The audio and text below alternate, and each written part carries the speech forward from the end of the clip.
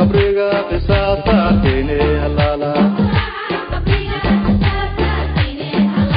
quraca qabriga qisaasta keene halala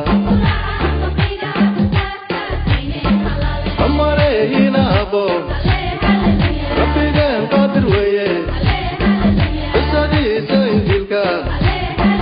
onka uu nafarayo waynaan qaadanayo qalbigeena u sheegna quraca qabriga qisaasta keene halala quraca qabriga qisaasta keene halala